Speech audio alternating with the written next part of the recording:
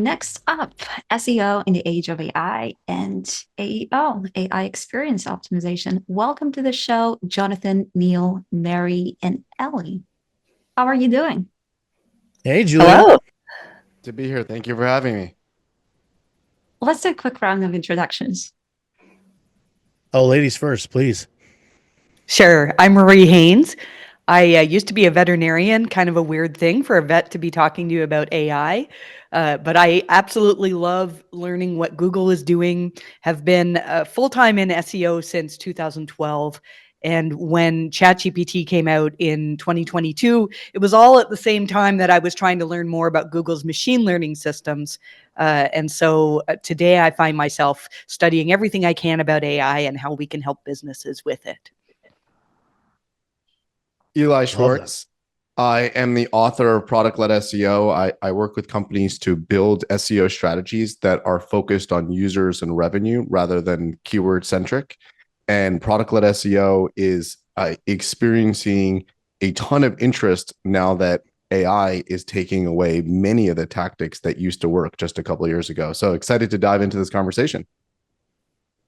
My name's Neil Patel. I'm the co-founder of a global ad agency called NP Digital. We help companies of all sizes grow through just getting more traffic on all the major platforms and drive more revenue.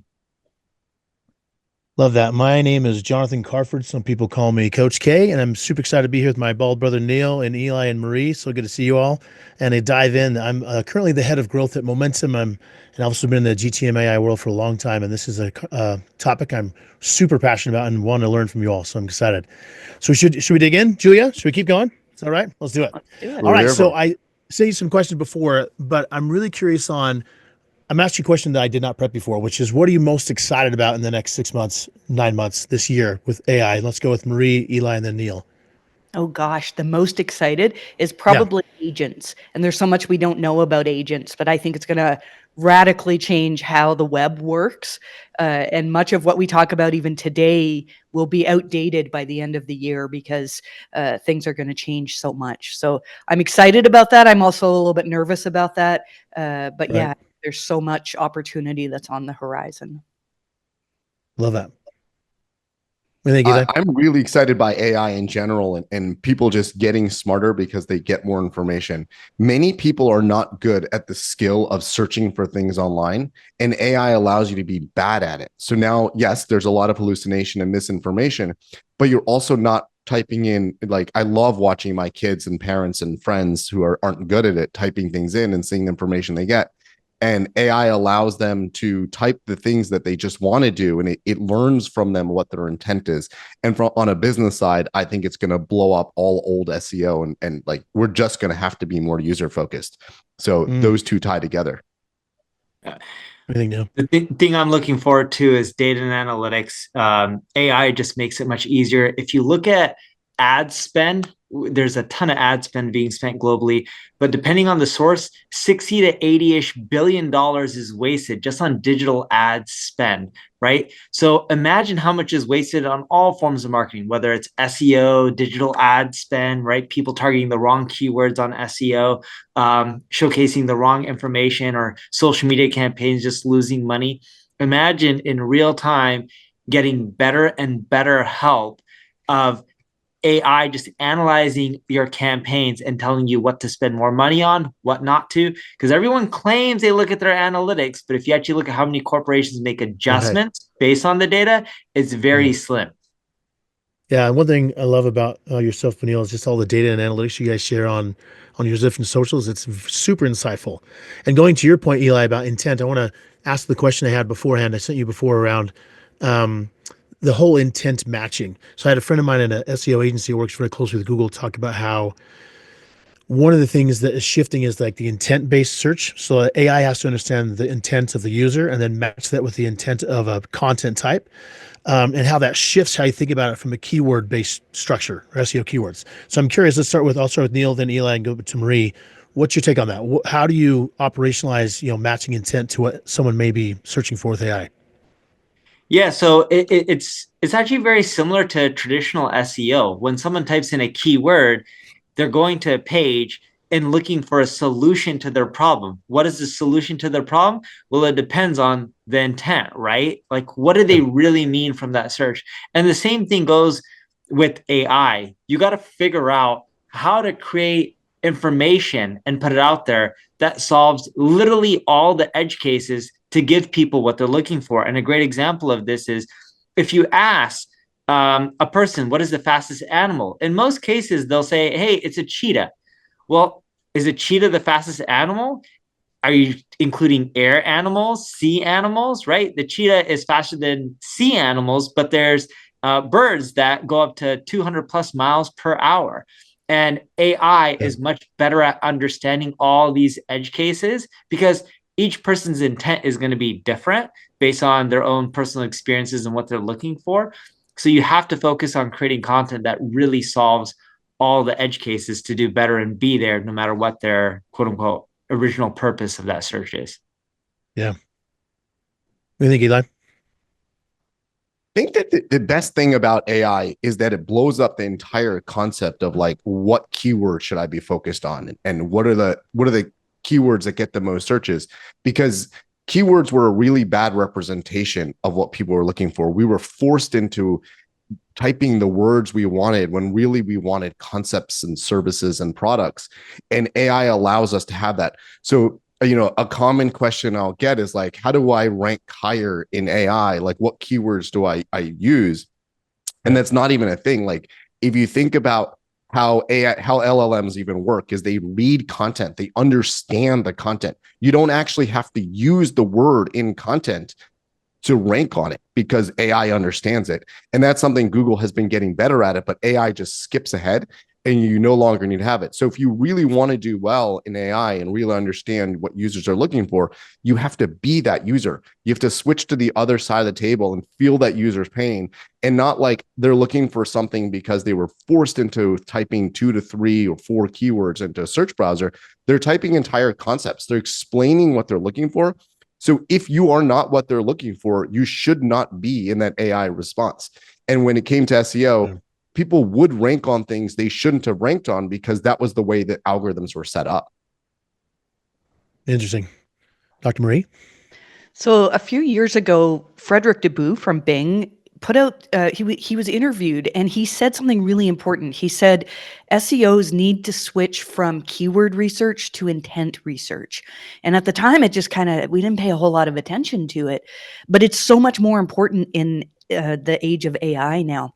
In 2018, when Google released BERT, you probably remember BERT. I didn't realize that BERT is a language model.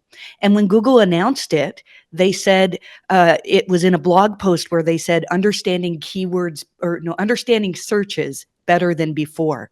And Google's goal as a search engine has not been to match pages with keywords. It's been to understand what is the searcher really looking for.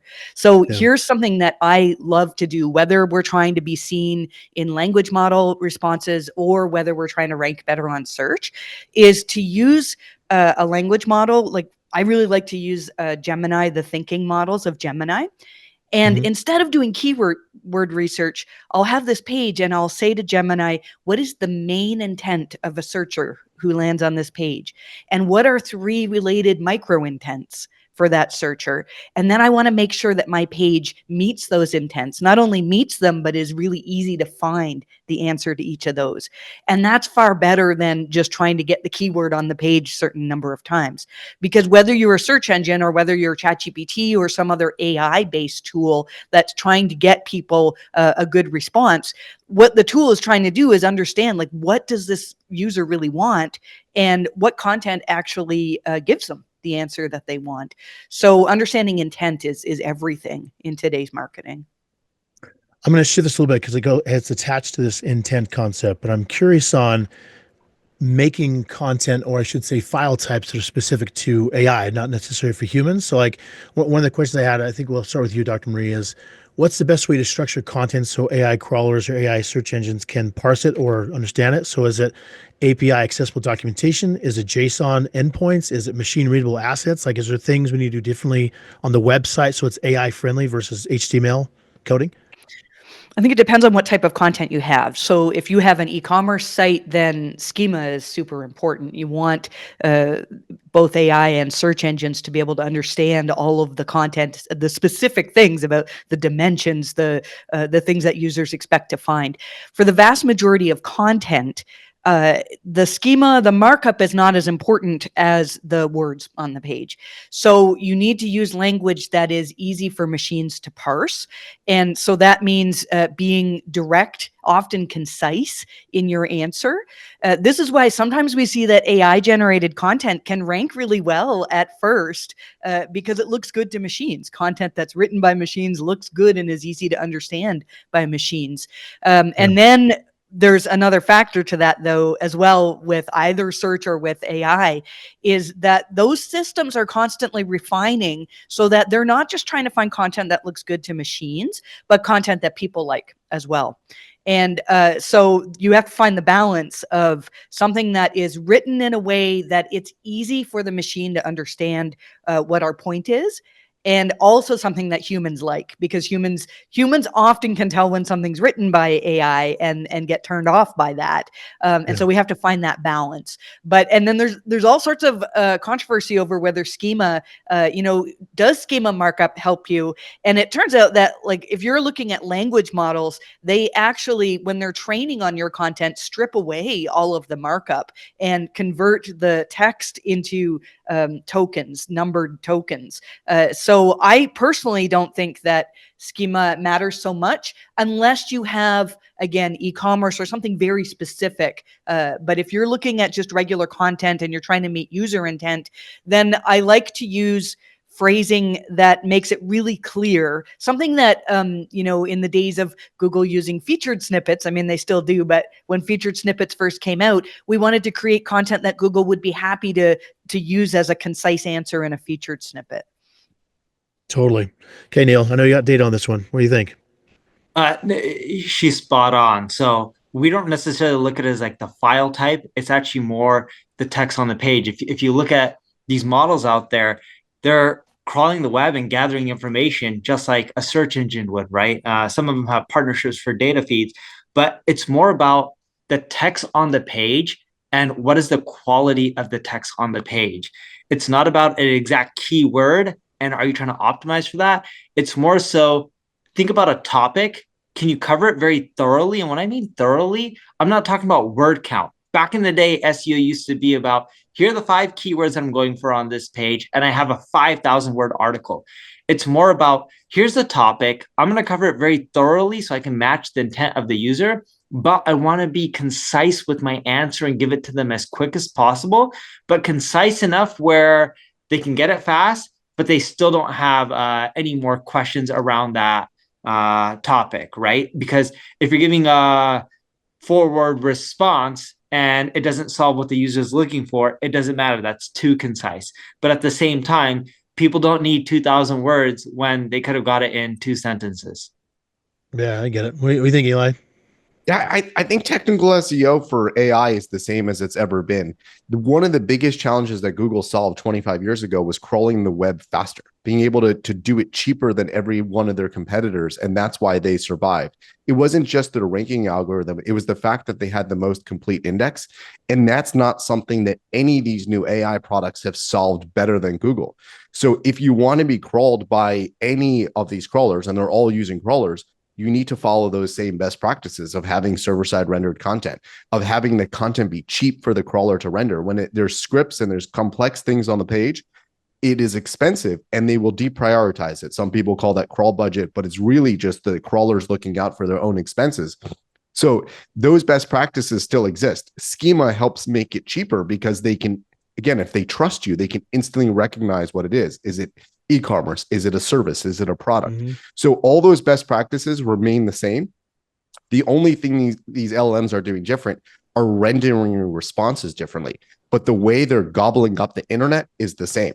And if they have more resources, and right now there's a ton of money, they can do that faster and more frequently. As they run out of money, that's when they might do things like, I'll only visit this website once a month or once a year. So the frequency and the freshness of the content matter more for the engine than for the website. So you want to be accurate and accurate to the point that if the crawler doesn't come back. And this gets complicated when you're of let's say SaaS pricing. So if you have SaaS pricing and you update it frequently, the LLM won't necessarily have that updated pricing if it has not come back. Google does a really good job of knowing when to come back, and the LLMs have to solve that. If it's not Google, has to solve that just like Google has solved it. Yeah, I'm loving this, you guys. I need to have your brains just dump it into my brain so I can get this and actually execute on it. Neil, I'm going to ask you each one question and have you kind of dive into some of your hopefully specialties. For you is about predictive search. So you talk a lot about that in social. I've seen recently, Neil. A lot of your brands are always about how do you predict user intent or user predictively what they're searching for. So how should we think about SEOs when it has AI-driven predictive search, or how do we make sure we're hitting on what AI is proactively trying to find for someone to capture their question? As a business, when it comes to SEO, you just got to be thorough in your marketing and cover a topic in every single way, as well as hopefully have a product or service that solves people's problem. But when you're looking at the predictive side, let's use Google for example, because that's one that everyone can relate to. Most people may have an iPhone or Android device. If you have an Android device, they have data on you. If you're using Gmail, even if it's on an Apple phone or Chrome, they have data on you. Sites running Google Analytics, they have more data, right? Your search history, they have more and more data. So when you think about this, they're eventually have this big repository of information, which they can use to better understand what you, John or Eli or Marie or Neil or whoever it may be, is specifically looking for and show them that. Now, as a website, you may say, hey, I want to show up for all these people and I want to capture it. That is very, very tough because unless your product or service hits all demographics, people in different regions and all those little different things, you're not going to show up for everyone. And you just have to be okay with that. But the more applicable your product is for different people, different price points, different regions, etc., you're much more likely to show up. But the world of search is going to change in which instead of 10 blue links, which it's already gone away from, it's more so going to be every person eventually is going to have a unique experience and they're going to showcase information for that individual. But what we're seeing is these platforms trust brands more than people who don't have a brand. And when I say people, I more so mean companies, because one thing that's been consistent is they believe that brands are less likely to put out false information on the web compared to companies and individuals who don't have brands. So if you want to do well in this new world, it's really important to focus on building up your brand individually, corporation, right? What you'll see is you have a higher likelihood of showing up. Can we double click into that for a second? Because conceptually I understand what you mean, but how does someone actually do that? How do you shift from being just a company to a brand in the AI world, besides just pumping out a ton of AI generated content from ChatGPT? Like, what's the concept you have people focus on? So the first two are good product and good service. If you look at Air Jordans, for example, everyone knows the brand, they've seen it, they Google it, they generate more sales from people knowing it than someone searching the keyword, basketball shoes, for example. Has one of the biggest brands out there. So the first thing is good product or good service, because that gets your brand out there and it creates word of mouth marketing. Just like how most people, on this call right now don't live in China, or probably almost everyone doesn't live in China. And we all know about the Huawei threefold phone, right? Because the brand got out there, created a ton of press and buzz. So good product, good service. Two is being omni-channel. So being on social media. The average person uses 6.7 social networks per month, according to Sprout Social, where they're actually logging in each month into at least 6.7 social networks. The next thing is do general marketing, SEO, paid ads, etc. So when you start doing all this stuff, your brand's getting out there, your corporate brand. And LLMs notice, hey, how many people are talking about this brand on the web? Is it a lot? Is it little? Is the sentiment positive? Because they're much better at actually understanding what people are saying versus what they're not. These things impact how likely you are to show up in the long run. Thank you, Neil. I love that. Dr. Marie, I have a question for you. You ready? Batter up. So if an AI model misclassifies a site as low quality, how can a company correct its AI reputation, or is there new methods besides just traditional SEO tactics to be able to regain lost reputation? I think there's a couple things in this question, because Yeah. sometimes an AI model, well, we all know that they can get things wrong, that they hallucinate from time to time. In terms of your reputation, though, I don't know that always happens. Actually, let me backtrack on this, because I reviewed a site recently, and they're very well known. They have a really good reputation. And when I asked ChatGPT and Gemini, tell me what you know about this company, they both brought up this one bad review. They've had thousands and thousands of really good reviews, except that one bad review came up from just one website. And so what do we do? I think this is nothing really has changed in terms of what we do for SEO. That's kind of reputation management. And so if there is negative information on a language model, it usually is because it's been fed that. It's got it off of the web. I remember when ChatGPT first came out, there was somebody who was saying to me, well, it's awful. It doesn't know anything. It keeps telling people these horrible lies about me. And when I looked up the horrible lies, they were all over the internet. So it wasn't the language model's fault. It was that the reputation across the internet was not good. And so I think, and what you asked, Neil, I love your answer, Neil. I think that Neil's spot on, that brand, being known for something, is so important. If you look at Google's quality rater guidelines, which is what they try to model their ranking systems after, and what their machine learning systems are trying to replicate, the word reputation is in there many times. And that doesn't just mean your star rating. It means, what are you known for? Like the people who are on this panel, we all have a reputation for being known for understanding SEO. Otherwise, we wouldn't be on this panel. And so if you have a product, a website, something that you want to get found on search or on language models, the key is to find a way to get known.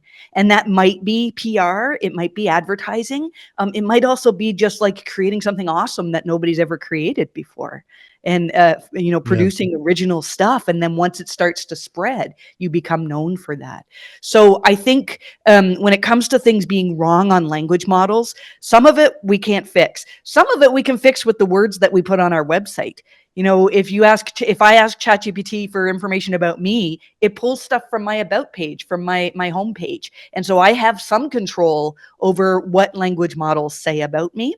And then if there's something inaccurate, I think what I would do is ask the language model, where did you get that information from? Why do you think that? And then you need to trace back, was it bad training? Do I need to flood the web with accurate information so that this Right. inaccurate stuff doesn't show up? This is good golden stuff. Okay, Eli, you ready? You're up next, my friend. Ready. So AI models are bypassing traditional search ranking factors and pulling direct answers. So how does product-led SEO strategy evolve in a world where search engines are shifting away from ranking and towards more AI-generated summaries? So product-led SEO, I mean, it was not so I didn't predict AI, but it aligns perfectly with an AI future, because product-led SEO is really all about building your product for the SEO searcher. So if you're not doing product-led SEO, you're going to a keyword research tool and figuring out what you think your user would search for without really understanding your user, without deep diving into the persona and the pain points of your user.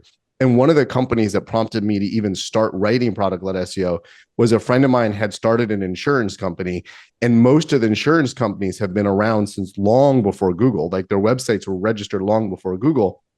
So this company wanted to rank for insurance, and they looked at all the search volume around the keyword insurance, and that was not something they were going to rank for. But when they did paid marketing, when they did their Facebook ads, they somehow attracted people that had complicated insurance problems, like past DUIs or felonies or complicated things. And that was their niche. But when it came to SEO, all they did was pump search car insurance content out there, car insurance plus zip code, car insurance plus city. Yep. And it sort of worked, but then actually they got penalized because they overdid it. But product-led SEO, if they would have done that, would have had them building products around, and products in that case would have been search pages around what they served. What can you expect to pay if you have these bad things in your history? So product-led SEO aligns with an AI future, because now AI either knows who you are, or you tell them and you say, hey, I am a 25-year-old and I don't like to pay my bills and I have really bad credit score. What's the best car insurance company for me? Where do I find that car insurance? That's what product-led SEO would be. You have created that content for that particular SEO searcher because you understand that SEO searcher, rather than you created a piece of content because it had high monthly search volume. So it's not that you're doing SEO and you're doing your traditional SEO, you're understanding your users. Whenever I start a consulting project, it's really about asking the client, who are their users? What do they have on their pitch deck that convinced a company or a VC to partner with them and give them a ton of money? When they partner with companies, what are they special at? Why do they exist? That should be what is on their SEO, not as what has high monthly searches in their broader category. I'm going to ask one last question that you all have a chance to answer. So I'll start with Dr. Marie, then Neil, and then Eli. But question is this: a lot of people listening are marketers for go-to-market teams from the Hard Skills Exchange group, and so they're trying to obviously capture more customers. So if you could give someone, whether in a Series A, a Series D, or even public-facing company, of like, what do you do right now with AI to make sure your website is performing correctly and getting people in there that are the right person for the right problem? What do they do right now? What's the actual step you'd have them do? What do you think? I think the first thing is to just learn all you can about how AI is changing things. I think we haven't even touched on the way search is going to change in the next couple of years. It's kind of like if we had been around in the time when electricity first started lighting up light bulbs. There's no way we could anticipate, what we're doing today on a computer screen. And so it's very hard for businesses to prepare. So if I had a business with a bunch of staff, what I would do is have at least one person who's in charge of staying on top of the AI things that are happening. And then I would have regular meetings to just brainstorm on how our companies can use this information. I'd look into agents. We don't have time to talk thoroughly about what agents are going to be and do, but it's going to radically change how the web works and change what websites are necessary and how websites are used by businesses. And I would look into more in regards to images. We've seen Google Lens being used more, and Project Astra from Google is coming out in glasses that will radically change. Mark Zuckerberg predicted that smartphones will be no more very soon, that we'll all just basically be conversing with the web through smart devices like glasses. It's hard to grasp. So I could go on, but I would say just keep learning about how AI is changing the world and be ready to experiment and try new things. I'll make it quick because I know we're running out of time. But first off, Searching the Land has a really great piece. I forgot who published it on there, but there's a direct correlation with ranking on Google and ranking on Bing and getting mentioned by a lot of these AI platforms. So the first off is make sure you follow traditional SEO best practices. The second thing that I would recommend is big corporations or even small corporations stop posting a ton of crap. Search Engine Journal had, and excuse my language, but Search Engine Journal had an article that broke down roughly, it was either 4.6 or 4.8 billion pieces of content are being put out and created each and every single day. That's a lot. With AI, you can expect that number to increase. People don't want more information. What they want is quality, unique, amazing information that helps them solve their problem. And as a organization, if you can focus on quality, like really, really high end quality that people haven't seen before, you're likely to eventually start climbing to the top of any platform, because these days search is everywhere, because even Instagram, Facebook, etc., they all have AI models that are powering their search and their experience. Love that. Thank you, Neil. What do you think, Eli? Mine might be a bit of a hot take, but I would just ignore AI. I think that businesses should focus on being a really good business and build a really good product and brand, because AI engines and word of mouth and every other channel that people find your businesses are just channels. So if you're not a good product, if you don't have, your customers don't love you, they're not going to find you through those channels. So if you focus on doing great by your customers, creating loyalty, building a really good product, building a really good brand, you likely will show up in AI. And at that point, and we're talking to new businesses, at that point, you can tweak around the edges to figure out how to show up better. But first and foremost, build a really good product, build a great brand, and do great by your customers. I can add my one thought to that is that the more and more I use AI, because I use it literally all day, every day, the more I'm figuring out that it really is amplifier of my own original thought. And if I can use it in that way to amplify my own view of the world versus it trying to replace my view of the world, the better. And then it hits everything you guys are talking about, where it's about what can I bring to the market as an individual, as a brand that's unique to me, that would serve the customer. There you go, Julia. Much for bringing some clarity to the chaos. Every time Yeah. I'm opening my LinkedIn feed, especially on the SEO topic, it's really hard to make sense. What's actually happening? Where should we invest? What's going to happen? And yeah, how to optimize all of the content and websites. And um, our community is already asking, is this recorded? So to continue learning from you, Eli, Neil, Mary, Jonathan, where should our folks go? Newsletters. Yeah, just do a quick one. Yeah. I'll start. Sure. So I have a newsletter where I publish way too much on what's happening with AI and search every week. You can get that at mariehaynes.com/newsletter, and also a community at community.mariehaynes.com. There's a bunch of really, really amazing people who are just trying to be the leaders as AI changes our world. And mine is productledseo.com. That's my newsletter. And of course, check out my book. It's on Amazon. Cool. My ad agency is NP Digital, and my blog is neilpatel.com. And I work for momentum.io, which is agents for GTM teams, and then gtmaiacademy.com. Nice and easy.